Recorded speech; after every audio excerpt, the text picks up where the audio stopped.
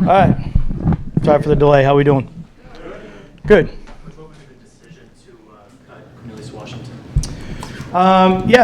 We're continually making roster changes. I think we had to make a couple here over the last several days just to try to make sure that our competition level is at the highest in a lot of different positions. I would say the roster numbers are not always specific to just individual positions. It's 90 guys for the whole team, so we got to do the best we can to make sure that we have enough competition in different positions, and sometimes that affects other positions and things like that. So I'd say we're just, again, trying to make sure we're doing the best we can to get a look at different guys to hopefully help us across the board. And sometimes, there's just situations that come up with, unfortunately, you got to move on from a particular player. On that same front, you added 3 DBs in the last 2 days. Did you not like the competition you've had at that spot? Did you feel like you needed to add more? No, I mean, again, like I said, we're always going to try to make sure the competition's at its highest level, and I think in one of the instances maybe we might have also moved on from a DB and then added a DB, so it's kind of a wash. So maybe it's not really 3. Maybe it's a couple guys in there, and then maybe it's a certain players out there that we wanted to take a look at and get an opportunity to get them out in the practice field in full padded practices every day as we have that opportunity during training camp, where we don't during maybe the regular season when we're trying to bring guys in and out. It becomes a little bit more complicated. So during the training camp time when you're building your roster, and obviously we're a good 2.5 weeks away from having to make any final decisions, it's really that opportunity you got to take advantage of to, look at players. And that's what we're supposed to do, is we're supposed to try to evaluate as many players as we possibly can in as many competitive situations as we can. How important is it to build depth and versatility at that part of the roster? In other words, as much as you can. Yeah, absolutely. I would say the roster in general, philosophy for us would always be, if you only do one thing on this roster, it better be extremely well and at an extremely high level. Otherwise, we can't have everybody on this team. We can only keep so many players. So everyone has to have the ability to do, a couple things pretty well or at a high level in order to increase their value for us.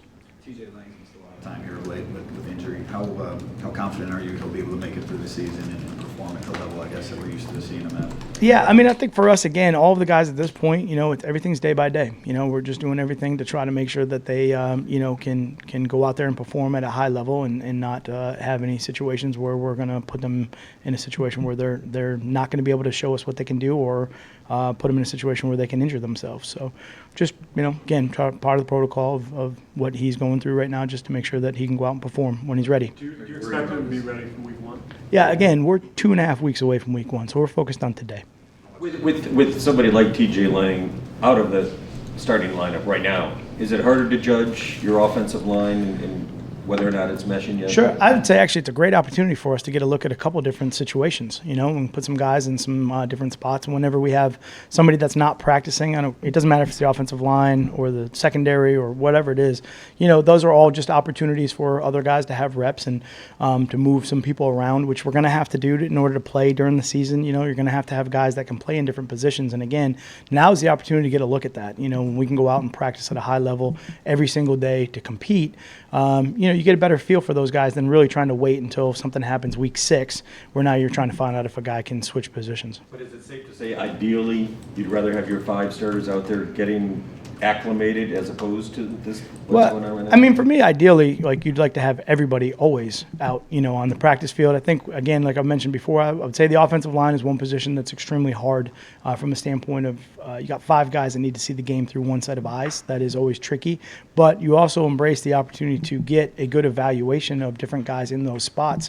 And I'll take that now. I'll take that opportunity now to do that when we're working through training camp, as opposed to trying to figure that out on Wednesday or Thursday of a game week. And with all the talk of practice and the duration of your long practices, now that training camp is over, do you lessen the duration of practices? Well, training camp's actually still going on, which is good.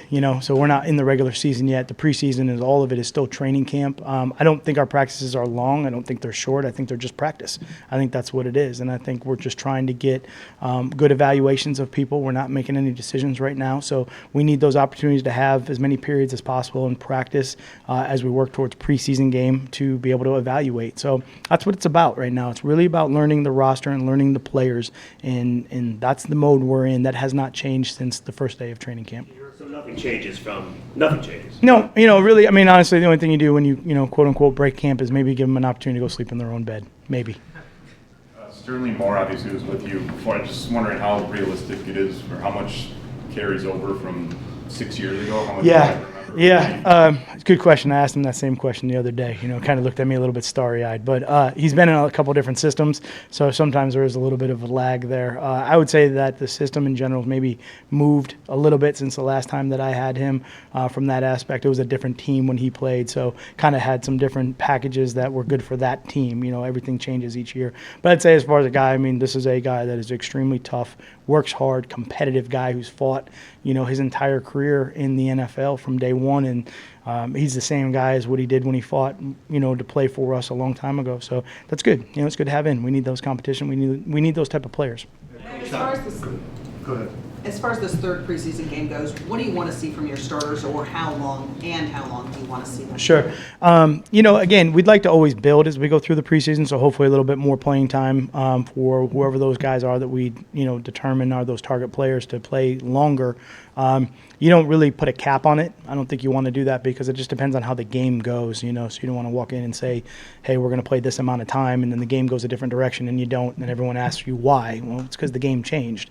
So you just have an idea of you'd like to see a little bit of a longer play time if you can. There's some situations that come up, whether it's maybe the change of quarter, change of half, anything that you think you need to do to prepare for a regular season type of mode to get them ready to go. It's kind of your opportunity to do that is right now. So we'll see how it goes in the game itself, and hopefully we can get some good quality reps. If we wind up with, longer plays on either side of the ball earlier in the game, then that'll dictate it. Or if shorter plays on either side of the ball, then that'll dictate it too from that standpoint. So really got to just kind of in-fly adjust on that. Yesterday, you made it clear that the backup quarterback competition is still open and going.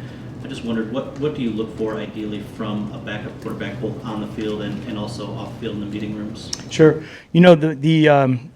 Obviously the quarterback position is a little bit different because obviously there's only one on the field at the time. So a lot of, in those situations, those guys that have to get those mental reps or kind of really be focused in on the game plan, sort of, attention to detail. It's important for those guys to be able to get it, maybe necessarily without getting the same amount of reps as someone that's going to go out there and start a regular season game for you. So you're trying to get that evaluated as you go through it. But again, for us right now with the preseason, with the opportunities that we have to play everybody, we're certainly going to want to see their on-field performance first and foremost right now.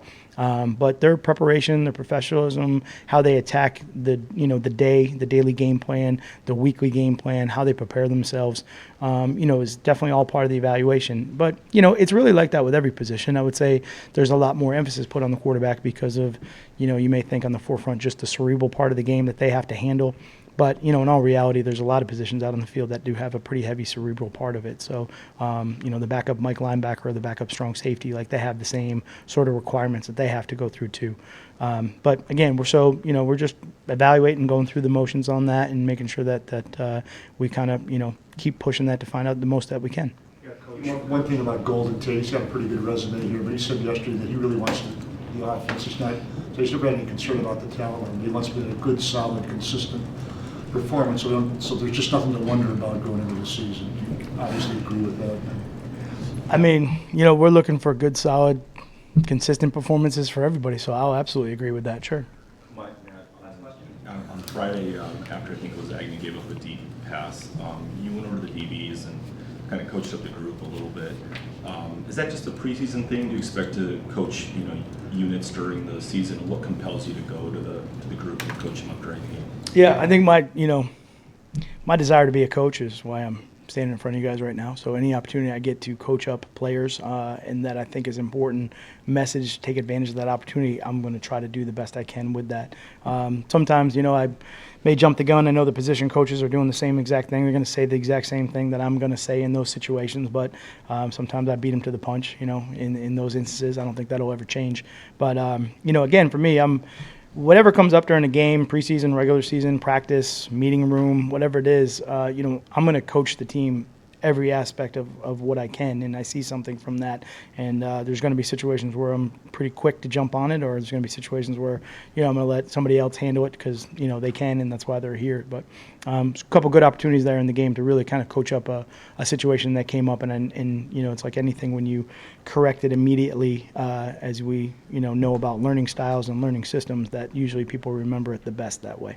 Okay? All right. With that, Matt, just the administrative part of the game, you know what I mean? Like, because as a head coach, you have to be aware of everything that's going on to turn your attention to a group. Is there a balance that you've... Yeah, there's definitely a balance, but I would say, it's something I'm probably trying to still wade through, from my own personal kind of just comfort levels. But, those situations like we were talking about before, where it's just so instant from a, hey, let's get this fixed, or let's talk about this. Maybe it's not even something that's wrong. Maybe it was just something that was like, hey, be alert for this to come up again.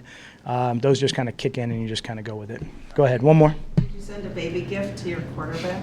I try to send baby gifts to all my players that have babies, so we have more than just him. So, okay? All right. We do. Well, we try to, we're working on it. Going broke this training camp.